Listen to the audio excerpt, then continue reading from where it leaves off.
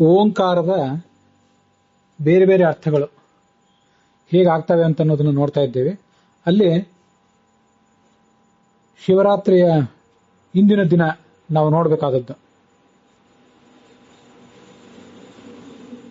ಈ ಅರ್ಥ. ಅವ ಆಲಿಂಗನ ಅಂತ, ಅವ ಧಾತುವಿಗೆ ಆಲಿಂಗನ ಅಂತನೂ ಅರ್ಥವಿದೆ. ಇಡೀ ಜಗತ್ತನ್ನ ಹೊರಗಿನಿಂದ ಇಡೀ ವಿಶ್ವವನ್ನ ಅಪ್ಪಿ ಹೊತ್ತವನು ಅಂತ ಅರ್ಥ.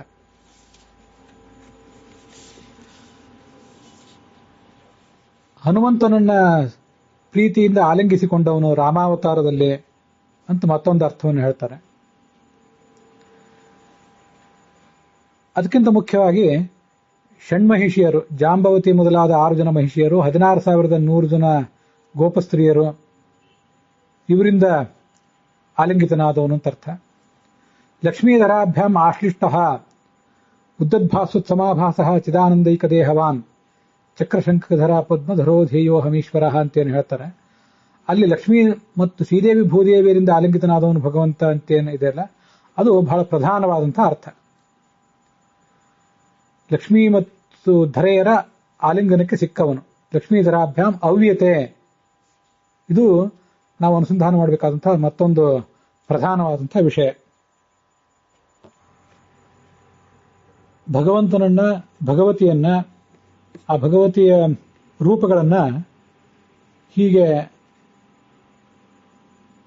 ಆಲಿಂಗನ ರೂಪದಲ್ಲಿ ಧ್ಯಾನಿಸುವುದು ಅನೇಕ ಧ್ಯಾನ ಶ್ಲೋಕಗಳಲ್ಲಿ ಬಂದೇ ಬರ್ತದೆ. ಕೆಲವು ಕಡೆ ಭೈಷ್ಮಿ ಸತ್ಯ ಸಮೇತಂ, ಲಕ್ಷ್ಮೀ ಮತ್ತು ರುಕ್ಮಿಣಿಯರಿಂದ ಸಮೇತ ಅಂತ ಇಷ್ಟೇ ಬಂದಿರ್ತದೆ, ರುಕ್ಮಿಣಿ ಮತ್ತು ಸತ್ಯಭಾಮೆಯರಿಂದ ಸಮೇತ ಅಂತ. ಇನ್ನು ಕೆಲವು ಕಡೆ ಆಲಿಂಗಿತ ಅಂತ ವರ್ಣನೆ ಇರ್ತದೆ. ಅಂಥ ಒಂದು ಉಪಾಸನೆಯೂ ಕೂಡ ಮನುಷ್ಯರಿಗೆ ಅಥವಾ ಎಲ್ಲ ರೀತಿಯಾದಂಥ ಸಾಧಕರಿಗೂ ಕೂಡ ತಾರಕವಾದಂತಹ ಉಪಾಸನೆಯೇ. ಅದಕ್ಕಾಗಿ ಅದನ್ನು ಹೇಳಿರ್ತಾರೆ. ಕೇವಲ ಶೃಂಗಾರವನ್ನು ವರ್ಣನೆ ಮಾಡುವುದು ಶಾಸ್ತ್ರಕಾರರ ಉದ್ದೇಶ ಆಗಿರೋದಿಲ್ಲ. ವಿಷ್ಣುನ ರತಿಯೋಗಸ್ಥ ದಕ್ಷಿಣಾಖ್ಯಾಪಿ ಸೈವತು ಅಂತ ಭಾಗವತ ತಾತ್ಪರ್ಯದಲ್ಲಿ ಭಗವಂತನ ಜೊತೆಗೆ ರತಿಯೋಗದಲ್ಲಿ ಇರುವಂಥವಳು ಅಂತ ಆಲಿಂಗನಕ್ಕಿಂತ ಹೆಚ್ಚಿನದಾದಂತಹ ಮತ್ತೊಂದು ಅರ್ಥವನ್ನು ಕೊಡುವಂತಹ ಶಬ್ದವನ್ನೇ ಪ್ರಯೋಗ ಮಾಡಿದ್ದಾರೆ. ಈ ಎಲ್ಲಾ ಶಬ್ದಗಳು ಕೂಡ ಭಗವಂತನನ್ನ, ಭಗವತಿಯನ್ನ ಮತ್ತೆ ಉಳಿದೆಲ್ಲ ದೇವತೆಗಳನ್ನು ಕೂಡ, ಚತುರ್ಮುಖ ಸರಸ್ವತಿಯರು, ಪ್ರಾಣ ಭಾರತೀಯರು, ರುದ್ರ ರುದ್ರಾಣಿಯರು, ಈ ಎಲ್ಲ ದೇವತೆಗಳನ್ನ ನಾವು ಹೇಗೆ ಧ್ಯಾನಿಸ್ತೀವೋ, ಆಯಾ ದೇವತೆಗಳ ಅಂತರ್ಯಾಮಿಯಾದ ಭಗವಂತನನ್ನ ಯಾವ ಗುಣವಿಶಿಷ್ಟ ಅಂತ ಧ್ಯಾನಿಸ್ತೀವೋ ಅಂಥದೇ ಗುಣಗಳನ್ನ, ಅಂಥದೇ ಭೋಗಗಳನ್ನ ಈ ಸಾಧಕನು ಕೂಡ ಪಡ್ಕೋತಾನೆ ಅಂತ ಹೇಳುವುದಕ್ಕಾಗಿ ಧ್ಯಾನ ಶ್ಲೋಕಗಳಲ್ಲಿ ಈ ತರ ಎಲ್ಲ ಹೇಳಿರ್ತಾರೆ. ಅನೇಕಾನೇಕ ಲೋಹದ ಶಿಲ್ಪಗಳಲ್ಲಿ ಮತ್ತೆ ಶಿಲಾಶಿಲ್ಪಗಳಲ್ಲಿಯೂ ಕೂಡ ಆ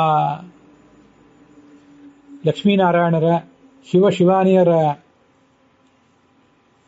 ದಾಂಪತ್ಯದ ಆ ಆಲಿಂಗನ ಭಾಗ್ಯದಲ್ಲಿರುವಂತಹ ಆ ದೇವತೆಗಳ ಒಂದು ಚಿತ್ರಣ ಇರ್ತದೆ. ಅದೆಲ್ಲದಕ್ಕೂ ಕೂಡ ಇದೇ ಕಾರಣ. ದಾಂಪತ್ಯದ ನಿಯಾಮಕರು ರುದ್ರ ರುದ್ರಾಣಿಯರು ಮತ್ತೆ ಲಕ್ಷ್ಮೀನಾರಾಯಣರು, ಇವರೆಲ್ಲ ಅವರ ಆ ದಾಂಪತ್ಯವನ್ನ ಧ್ಯಾನಿಸುವ ಮೂಲಕ ಸಾಧಕನಾದವನು ಕೂಡ ಸ್ಥಿರವಾದ, ವಿಚ್ಛೇದನವಿಲ್ಲದ, ಸಾಮರಸ್ಯದಿಂದ ಕೂಡಿದಂಥ ದಾಂಪತ್ಯವನ್ನು ಅನುಭವಿಸಬೇಕು ಅನ್ನೋದನ್ನು ತಿಳಿಸಲಿಕ್ಕಾಗಿ ಆ ಎಲ್ಲ ಶಬ್ದಗಳನ್ನು ಪ್ರಯೋಗ ಮಾಡಿರ್ತಾರೆ. ಓಂಕಾರದಲ್ಲೇ ಅಂಥ ಅದ್ಭುತವಾದಂಥ ಶೃಂಗಾರ ರಸ ಮತ್ತೆ ಭಕ್ತಿ ರಸ ಎರಡನ್ನೂ ಒಕ್ಕಿಸುವಂತಹ ಒಂದು ವರ್ಣನೆ ಇದೆ. ಅದನ್ನ ನಾವು ಅನುಸಂಧಾನದಲ್ಲಿ ತಂದ್ಕೋಬೇಕು. ಮುಂದೆ ಅವ ಹಿಂಸಾಯಾಮ್ ಅಂತ ಮತ್ತೊಂದು ಅರ್ಥ ಇದೆ. ಹಿಂಸಿಸುವುದು ಅಂದ್ರೆ ಪ್ರಳಯ ಕಾಲದಲ್ಲಿ ನಾಶ ಮಾಡುವುದು ಅಂತ ಅರ್ಥ. ಅವತಿ ಹಿನಸ್ತಿ ಪ್ರಳಯ ಕಾಲೆ ಅಂತ ಅರ್ಥ. ದುಷ್ಟರ ನಾಶಕ್ಕಾಗಿ ಹುಟ್ಟಿ ಬಂದವನೇ ನರಸಿಂಹ, ವರಾಹಾದಿ ರೂಪಗಳಿಂದ. ಇನ್ನೊಬ್ಬರನ್ನು ನಾಶಪಡಿಸ್ತಾನೆ ಅಂತ ಮಾತ್ರ ಅಲ್ಲ, ನಮ್ಮ ದುಃಖವನ್ನು ನಾಶಪಡಿಸ್ತಾನೆ. ಅದಕ್ಕಾಗಿಯೂ ಕೂಡ ಆತ ಅವತಿ, ಓಂ ಎಂಬ ಶಬ್ದದಿಂದ ದುಃಖ ನಾಶಕನೇ ಅಂತೂ ಅವನನ್ನ ಧ್ಯಾನಿಸಬೇಕು. ಸಂಸಾರದ ಬಂಧನವನ್ನು ನಾಶಪಡಿಸುವವನು ಅವತಿ ನಾಶಯತಿ ಸಂಸಾರ ಬಂಧನಂ ಅಂತ ಮತ್ತೊಂದು ಅರ್ಥವೂ ಅದರಿಂದ ತಿಳಿದು ಬರ್ತದೆ. ಅವಂತಿ ಅನೇನ ವಿಶ್ವಂ ರುದ್ರಾದಯ, ಈ ಇವನು ಅವತಿ, ಇವನೇ ನಾಶಪಡಿಸ್ತಾನೆ ಅಂತ ಒಂದು, ಇವನ ಪ್ರೇರಣೆಯಿಂದಲೇ ರುದ್ರಾದಿಗಳು ನಾಶಪಡಿಸ್ತಾರೆ ಅಂತ ಮತ್ತೊಂದು ಅರ್ಥ. ಬ್ರಹ್ಮಣಿ ಬ್ರಹ್ಮರೂಪೋಸೋ ಶಿವರೂಪೇ ಶಿವೇ ಸ್ಥಿತ, ಬ್ರಹ್ಮನಲ್ಲಿ ಬ್ರಹ್ಮರೂಪದಿಂದಲೂ ಶಿವನಲ್ಲಿ ಶಿವರೂಪದಿಂದಲೂ ಇದ್ದಾನೆ. ಸ್ವಯಂಚ ವಿಷ್ಣು ರೂಪೇಣ ಸ್ಥಿತ. ಹೀಗೆ ಎಲ್ಲಾ ಹೆಸರುಗಳಿಂದಲೂ ವಾಚ್ಯನಾದಂಥ ಏಕದೇವ ಅವನು. ಮುಂದೆ ದಾನ ಅಂತ ಅರ್ಥ. ಅವದಾನೆ, ಅವತಿ ದದಾತಿ ಭಕ್ತಾನಂ ಅಭೀಷ್ಟಂ, ಭಕ್ತರ ಎಲ್ಲ ಅಭೀಷ್ಟಗಳನ್ನು ಪೂರೈಸ್ತಾನೆ.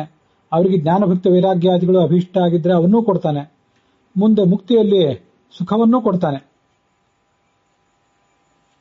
ಅವತಿ ಸರ್ವೇಶಾಂ ಗುಣಕ್ರಿಯಾಧಿಕಂ, ಅವರವರ ಕ್ರಿಯೆಗಳನ್ನು ಅವರ ಕಡೆಯಿಂದ ಮಾಡಿಸ್ತಾನೆ, ಕರ್ಮ ಮಾಡಿಸ್ತಾನೆ, ಫಲ ಕೊಡ್ತಾನೆ. ಪುರುಷಾರ್ಥ ಚತುಷ್ಟಯವನ್ನು ಕೊಡ್ತಾನೆ. ಅವತಿ ಪುರುಷಾರ್ಥ ಚತುಷ್ಟಯಂ, ಎಲ್ಲವನ್ನೂ ಕೊಡುವವನು ಹೀಗೇನೆ. ಸರ್ವದ ಅಂತ ಉಪಾಸನೆ ಮಾಡಿಬಿಟ್ರೆ ಇವೆಲ್ಲ ಬಂದು ಅದೆಲ್ಲವನ್ನೂ ಓಂಕಾರ ಹೇಳಿಯೇ ಹೇಳ್ತದೆ. ಅವಂತಿ ಅನೇನ ಓಂ, ಯಾರು ಏನನ್ನು ಕೊಟ್ಟರು ಅದೆಲ್ಲ ಭಗವಂತಂದೇ. ಭಗವಂತನದ್ದು ಅಲ್ಲದನ್ನ ಯಾರು ಯಾರಿಗೂ ಏನೂ ಕೊಡುವುದು ಸಾಧ್ಯ ಇಲ್ಲ. ಇವನಿಂದಲೇ ಯಾರಾದರೂ ಕೊಡುವವರು, ತಗೊಳ್ಳುವುದು ಯಾರಾದರೂ ಇದ್ರೆ ಅದು ಇವನಿಂದಲೇ. ಅವಭಾಗೆ ಅಂತ ಮುಂದೆ ಒಂದು ಶಬ್ದ, ಅದಕ್ಕೆ ವಿಭಾಗ ಮಾಡುವುದು ಅಂತ ಕೊನೆಯ ಒಂದು ಅರ್ಥ ಆಗ್ತದೆ.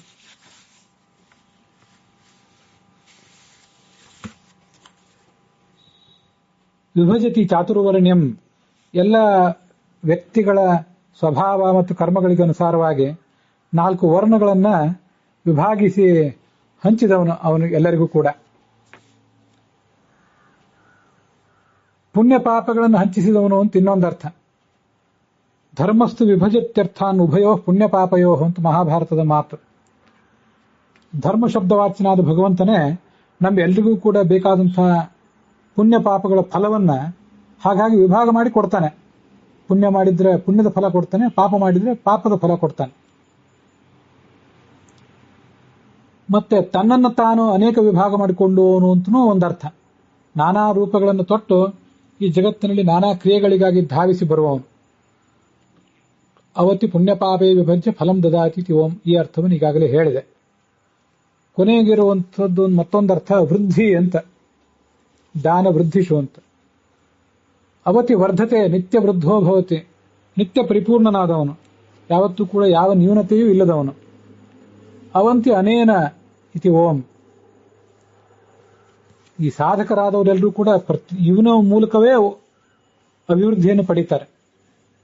ಬ್ರಹ್ಮತಿ ಬ್ರಹ್ಮಯತಿ ಚ, ಇವನು ತಾನೂ ದೊಡ್ಡವನು, ತನ್ನನ್ನು ನಂಬಿದವರನ್ನು ಕೂಡ ದೊಡ್ಡವನಾಗಿ ಮಾಡ್ತಾನೆ ಅಂತ ಒಂದು ವೇದವಾಕ್ಯ ಹೇಳ್ತದೆ. ಆದ್ರಿಂದಲೇ ಆತ ಬ್ರಹ್ಮ ಅಂತ. ಓಂಕಾರವು ಅದನ್ನೇ ಹೇಳ್ತದೆ.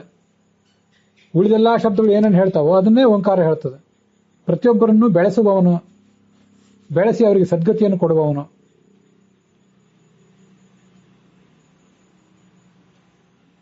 ಇವನಿಂದಲೇ ಈ ಪ್ರಾಣ, ಚತುರ್ಮುಖ ಮೊದಲಾದವರೆಲ್ಲರೂ ಕೂಡ ಸರ್ವತೋಮುಖವಾದಂತಹ ಅಭಿವೃದ್ಧಿಯನ್ನು ಪಡೆದು ಜೀವೋತ್ತಮರು ಅಂತ ಕರೆಸ್ಕೊಂಡಿದ್ದಾರೆ.